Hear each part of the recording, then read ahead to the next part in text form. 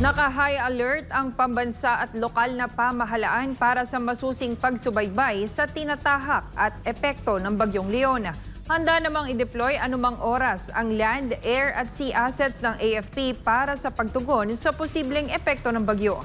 Samantala, tiniyak ng DA na sapat ang supply ng bigas sa bansa sa kabila ng pinsalang dulot ng mga bagyong Christine at Leon. Si Creselyn Catarong magbabalita.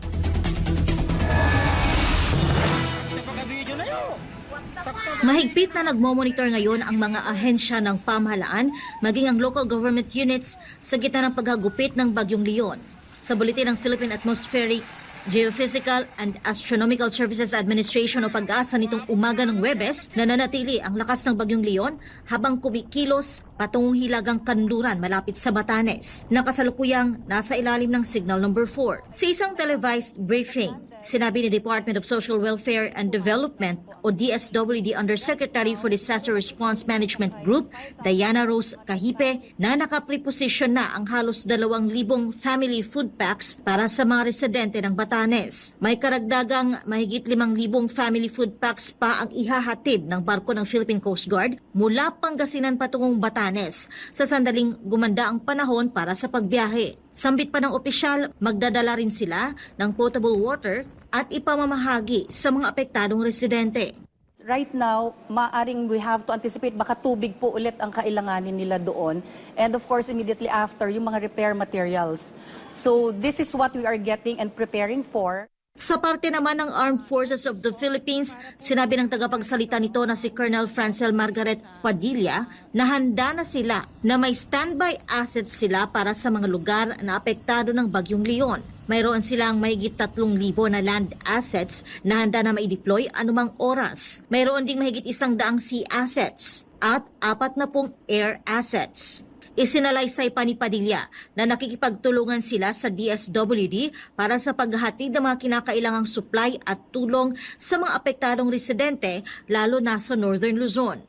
Andi dito po ang inyong sandatahang lakas ng Pilipinas. Tutulong po kami sa lahat ng aming makakaya. And wag po tayong magpanik. Bagkus magtulungan po tayo para po malampasan natin itong mga hamon na hinaharap natin ngayon. Ayon kay Padilla, aktibong sumusuporta rin ang ilang Asian countries sa pamamagitan ng kanilang aircrafts na nasa bansa. Kabilang sa foreign air assets na ito, ang isang C-130 na sasakyang panghimpapawid mula sa Singapore, isang EC-725 helicopter mula sa Malaysia, C-295 mula sa Brunei at 2 aircraft mula sa Indonesia. Samantala, tiniyak naman ng Department of Agriculture na sapat ang supply ng bigas sa bansa sa kabila ng pinsalang dulot ng mabagyong Christine at Leon. Ibinahagi ni DA Disaster Risk and Reduction Management Director Lorna Calda na ang supply ng bigas sa isa sa mga pangunahing masusing sinusubaybayan ng pamahalaan tuwing may bagyo. Samantala, sinabi ni Calda na handa rin ang ahensya na tulungan ang mga magsasaka at mangingisda na apektado ng mga bagyong Christine at Leon. Meron po tayong QRF na 1 billion na pwede po natin gamitin sa pagbili ng mga production inputs. At the same time, meron din po tayong sure loan, yung 25,000 pesos na pwedeng i-loan ng ating mga magsasakang mangingisda na 3 years to pay with 0 interest.